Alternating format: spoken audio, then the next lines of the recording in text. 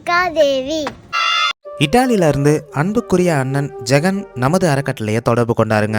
December 29 அன்னைக்கு தனது மனைவி டிகா தேவின்றவங்களுக்கு பிறந்த நாளுங்க.